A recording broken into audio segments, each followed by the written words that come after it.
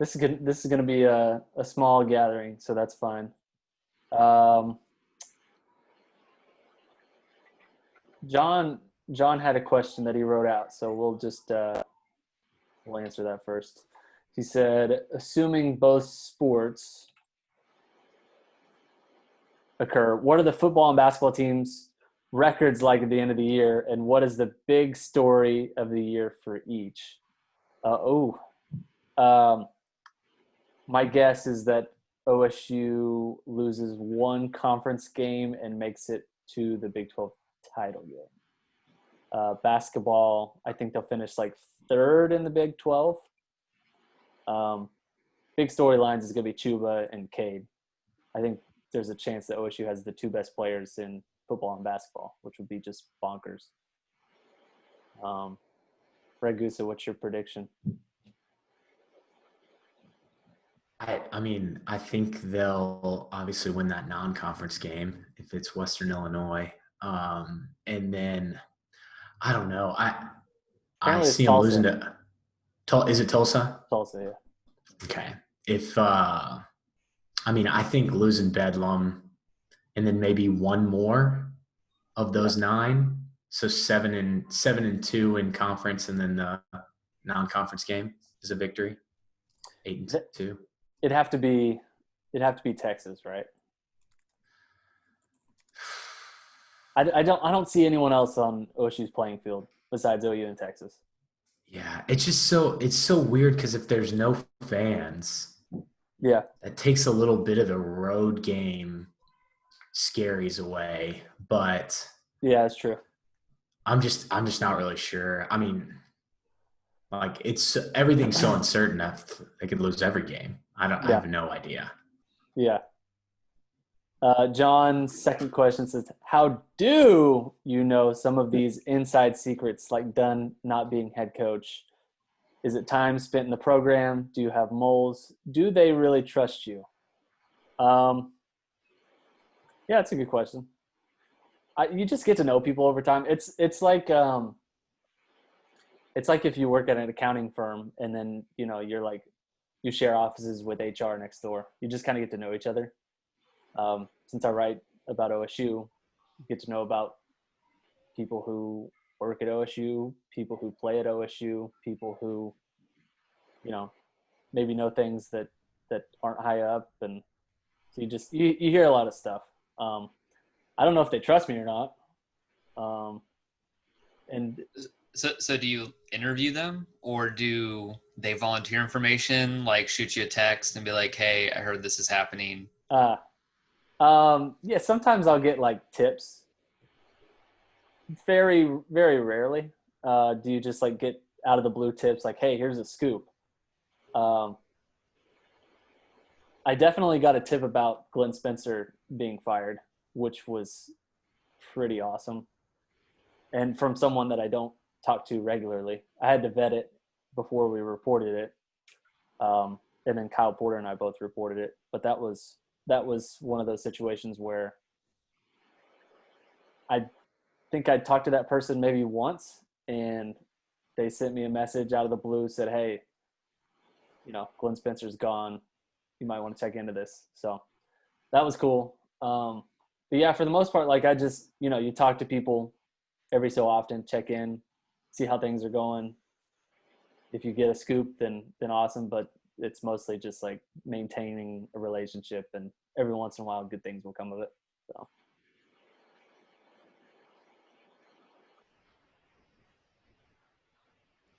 Okay. Chance Meek, how likely is it that we don't have a basketball season, or too soon to tell? I feel like it's definitely in the realm of possibilities, but I don't know if it's likely, at least not right now. It's probably just too soon to tell. We're seeing this play out kind of in real time, but the NBA is in a bubble system. They're doing extremely well. MLB is in a non-bubble, and they are limping around. I think it's pretty clear that they need some sort of bubble. and the fact that probably college football and college basketball are not going to have a bubble seems problematic, especially for players who are not being paid. So I guess we'll see. I think probably the biggest thing that both college football and college basketball have on their side is time, or at least college basketball, not so much college football. I continue to feel like college football is just gonna not happen this year, but we'll see. No, I'm maybe more pessimistic about it than most. So, Ragusa, you're on the screen. Tell me what you think. Kyle, what do the other or if you've talked to them, what do the other CBS guys think about the basketball season?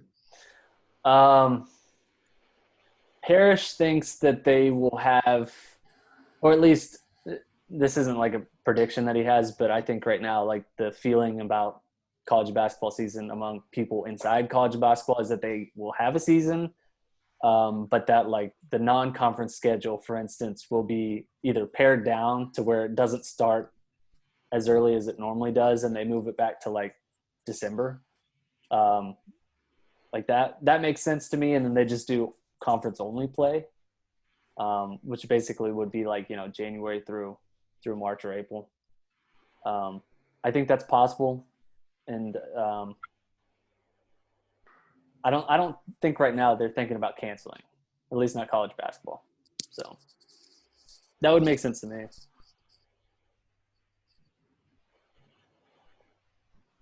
So on football, do you see if the NCAA kind of goes one way, can you see the Power Five going another direction? I don't see that happening. That's an interesting question because Dennis Dodd wrote about this the past week, about Power Five programs like kind of seceding from the union of the NCAA, which would be really fascinating. I don't think it will happen. Anything's possible, and I think if it were to happen, now would be the time. So that's kind of what I was thinking. Yeah. I think if it were to happen, now would be the time. But kind of don't see it, and I can't imagine a real reason why power conference programs would want to do it right now. I don't know. There's just so much uncertainty with every program and every conference that moving into so much uncertainty, you know, on a willing basis just doesn't seem feasible. So, but if you elect to leave the NCAA, can you only leave for a sport? I mean, could the Power Five schools leave for football and stay in for basketball? And I mean, because for a school like Kansas, it wouldn't make sense to. Right. I don't know.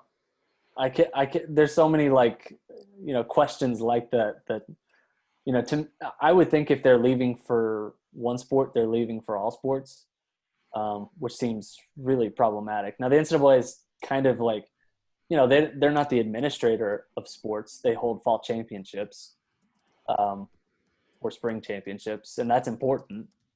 So, you know, I think even if their role in doing that is, you know, maybe not so important, the fact that they actually do it is important, and being able to do that independently is complicated. That's how I feel about it. I would say follow the money. Do what? Follow the money. Yeah, exactly. Yeah. And the money suggests that they're probably not going to do anything. I'd be surprised. John asked, has Shubha reached out to you since the whole Twitter thing went down? No, Shubha has not reached out to me since the Twitter thing went down. I've talked to other players, but not Shubha. Interestingly, he was actually following me on Twitter and unfollowed me, so that was interesting. Why can't we find a way to use the tight end as a receiver? Say it louder, John. I agree. I think they have so much talent at tight end that it's kind of infuriating. You know, even going back to Blake Jarwin, they've had really good pass catchers, but they just don't use them. This season, Jelani Woods is that guy who should probably get 50 targets, but probably won't. So, Dustin, is there any reason why? The middle of the field's open so often. yeah. I wish they would use him more. I mean, I know like a lot of the Big 12 schemes now offensively, they want that tight end to be more of like a tight end traditional fullback position to use an extra blocker, especially when you're running zone schemes. Like if you watch Lincoln Riley's offense at OU, they utilize that tight end fullback position in the passing game, but his real purpose is to be an extra blocker in the run game, whether that's hitting the end on the same side the ball is going to, arc blocking out to the linebacker, bluffing, some of the things I've written about in my inside zone schemes, breakdowns. But I wish they would pass it to him more. The only thing I can think with the guys they have on the roster right now is they just don't trust them as receivers, and they really just like them as decoys. But when you've got a guy like Jelani, I mean, he looks good out there to me in the passing game. And I mean, his routes may be a little sloppy at times, but I think they should try to throw him the ball more. I mean, trust me, I see when I rewatch the games and do my breakdowns that the middle of the field is open quite a bit. And again, I don't have as great of understanding as all the defensive schemes that some of these Big 12 teams are running. So maybe they're seeing something on film that I'm not. Obviously, I'm not a coach, but to answer your question, I wish they would throw it to him more, especially Jelani. I just think he's so hard to bring down in the open field, but I just think they like those guys as blockers. I know Adam Lunt kind of said something in the football recruiting thread earlier that sounds a little bit similar to what I was saying. I was trying to find it. I couldn't find it before I saw that question, but yeah, I think they just like the guys that are blockers. I just don't think they trust them as receivers, but I'm not really sure why. It's kind of almost ingrained in their offense that they either are going to run it or they're going to throw it downfield with, the Tylans, the James Washingtons, the Braden Johnsons. I don't know. I feel like a lot of the NFL teams that you see these tight ends catching a lot of passes, like Kansas City, any team that Gronk's on, Jimmy Graham, those type of guys, they're putting him in that slot receiver position, and we split them out there. They're just not running the same kind of routes as these NFL guys are running. Those routes are being run by Dylan Stoner and Landon Wolf. So I think it's just a schematic type thing that we just want to throw it to these receivers. They don't want to throw it to the tight end, but I wish they would, to echo your sentiment. Makes sense. I would prefer my targets to go to Landon Wolf than Jelani Woods, if I'm being honest, though. I mean, unless you're talking about red zone or, I don't know, different situations. But Landon and Stoner, I think, are more explosive, so that makes sense. Here's a touches type thing too. Yeah. Here's a Ragusa question from Elliot. Tight end more of a third, fourth read that our quarterback doesn't get to.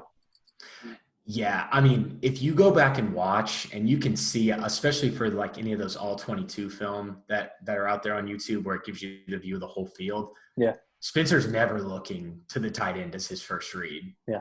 It's never. He might be the second sometimes, but that's never the called play. There's never Y cross where the tight end is the Y or anything like that. So, yeah, to answer your question, he's never – not from what I've seen. Lunt may have a different answer to that. He knows more than me. But I never see him as the number one read on any play OSU runs. How often does Spencer go to his first read?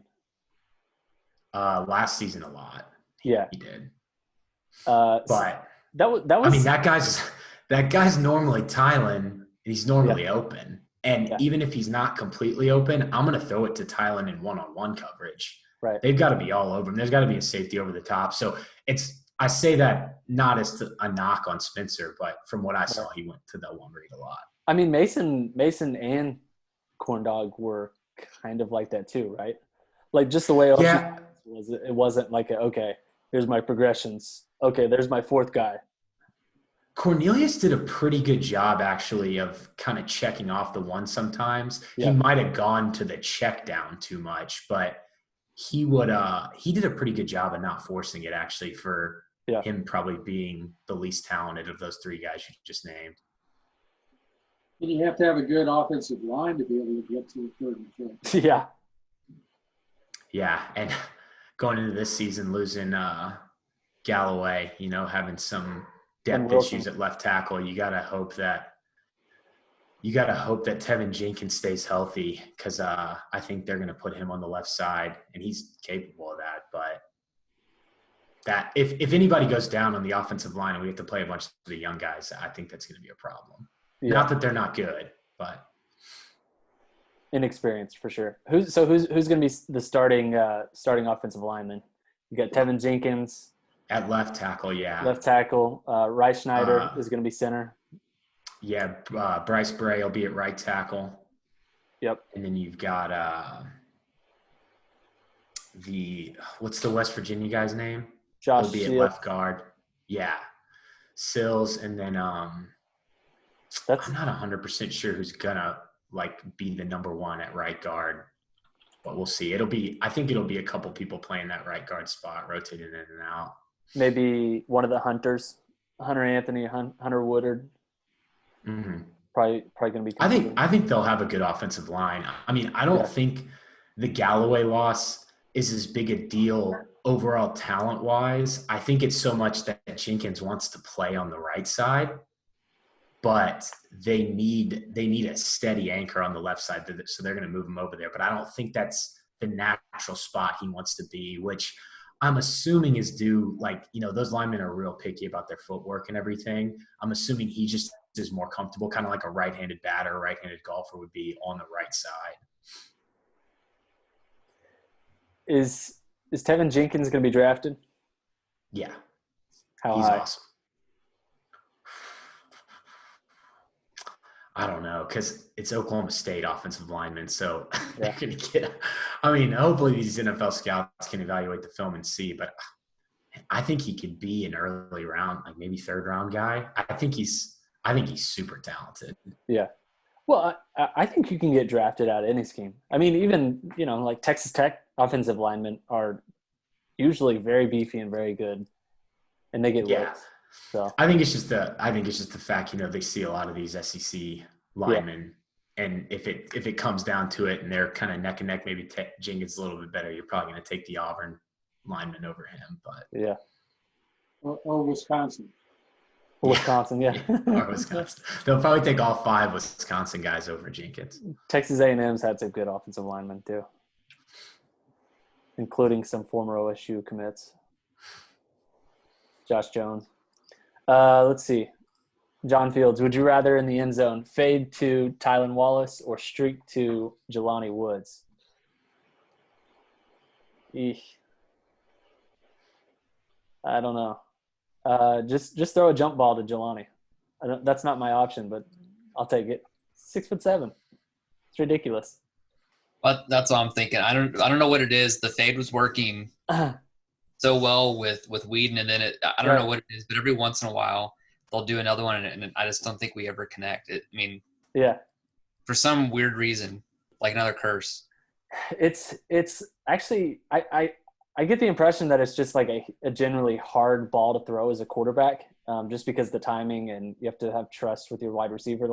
It was so good with Whedon because Whedon and Blackman were just the same person. They were just so connected. And then, Rudolph would try it to Washington. And it was a great dynamic, but they just couldn't connect on that type of route. I don't know why. Just frustrating. You guys got any more questions? I'm going to look at the thread. Did we get to everything that you guys wanted to talk about today? Spring or fall camp started today, but we don't really have much news. So, well, what about the masks? There's a little bit of debate about them fogging up, not fogging up. Then there's the one from North Dakota State that looks just like this, like a banner straight across the face mask. I don't know how the hell that's going to work. Yeah, I saw like a little bit of a video from practice earlier, and it was Spencer, and Spencer's throwing a ball, And after he threw it, he has a mask here and in the visor, and the whole thing just fogged. So I don't know how this is going to work exactly. Malcolm talked after practice today and basically was saying that he trusts the protocols and like the mask thing is fine with him, and he supports everything. But I get the feeling that it's going to be one of those things they're going to have to just try and adjust with on the fly because they've never had it. So, I mean, if it's blinding you on the field as you're running because you're so fogged up you can't see, that seems problematic. But I don't know. I mean, maybe it's just one of those things where I saw it happen in the moment and it just won't happen very often. I wonder how difficult it is to reattach the North Dakota State one, because that's going to get ripped off. Yeah. It's just cloth attached to the face mask. It's cloth? Yeah, that's what it looks like in the picture. Yeah, you've got to go look at it. It's just it's like a cloth face mask tied to the two sides of the face mask. Yeah. And so it looks really like it's gonna be really tight putting it on. Like it doesn't matter how big your face is, it's just gonna. So if you got a real big fat face, it's gonna be stuck in your helmet. But yeah, I mean, it's gonna get torn off. Somebody's gonna have an issue with it. With just in some way, shape, or form, somebody's gonna have a problem with it. What if it like comes down, starts choking you? I mean, I have no idea how it's gonna work out. Yeah. I think with the face shield though, it'll work well in the summer, like August, September, in the hotter climates. But like, what's gonna happen in October, November in Wisconsin or Michigan, or like it's gonna be nothing but fog. They're gonna have to go to what North Dakota State has. I mean, I just don't see how. I mean, and I have glasses. Everybody with glasses knows that the face masks kind of make them fog up. Yeah, and then some of the anti-fog spray that you can buy doesn't really work that well. I mean, it's not a simple science. No, it's not. No, you're right. It's gonna be interesting. It's gonna be weird. I mean, if we have a season, that's awesome. Then we can figure it out as we go. I'm still like kind of bracing for not having a season, but we'll see. Are you thinking this fall or not at all, or is spring still a possibility? I think it's this fall or not at all. There's been some talk that you could have it in the spring, but there's going to be so many different players who are going to bail if they have it in the spring. Like most of OSU's NFL prospects probably aren't going to play. I don't know why they would play, especially with NFL draft being so close. So I don't know. What happens with the NFL too. Do what? Yeah, it depends upon what happens with the NFL. If the NFL shifts, then you got a full shift. Yep. Yeah. Yeah. Yep. So we'll see what happens. I think right now people are just hoping that the MLB system corrects itself. Because not having a bubble right now seems very problematic. And that's basically what college football and college basketball are going to try to do. So we shall see. Y'all got any more questions? Did you see UT came out and told all the students not to party on or off campus? That's not happening. That's going to work. I could see it happening with people with the future, like Tylen Wallace or whatever. Somebody that's like super focused that, they lost out on the Natty and they want to get it this year type situation. But, you've got a third string guy. Mm-mm. No. Yeah. He's not going to give two shits. He's just going to go, sorry. He's not going to care. And he's just going to go out, do whatever. I just don't understand. Yeah. I mean, to me, it's the opposite. If I'm Tylen Wallace, I'm going to party. I'm sorry. I'm an all-American wide receiver. You can't tell me to stay at my house. Whereas the third teamer, he's like, I'm just trying to get some playing time, bro. Like, just lock me in the dorm. I'm good.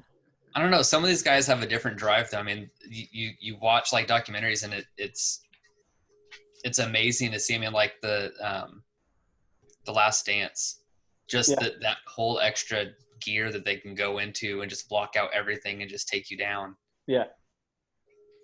But in a football season, that gets derailed so quickly. All it takes is just losing to Central Michigan once, and then everything's just you're done. Well, if that's the case, though, then why did Blackman go off the rails in the NFL and not in college? If nothing really changed, I mean, that was kind of the right. I mean, He got his was- money and bailed. That's just the way I'm looking at it. Look, there's more control in college. I mean, Yeah. there's also less control, but I think with the upper echelon players, Yeah. right now they're the ones in control. Yeah. See ya, Elliot.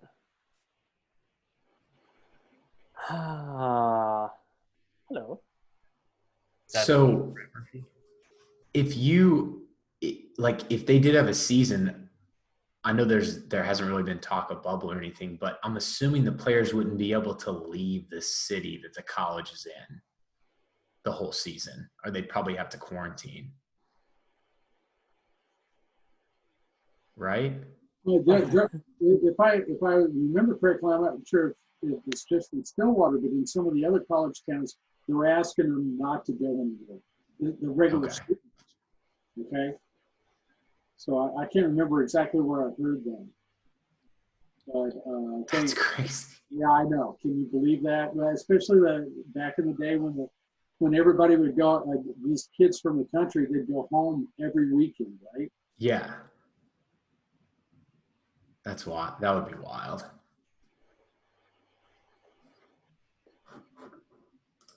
Fingers crossed. All right, guys. That's it. Then I think we're going to sign off. Thanks for joining. Chance and Dale and Dustin and Brett and John and Elliot, who is no longer with us. He has probably gone off running his marathon for the day. See you guys on the forum. All right. Sounds See you good. later. Take care, guys. Thanks. Bye.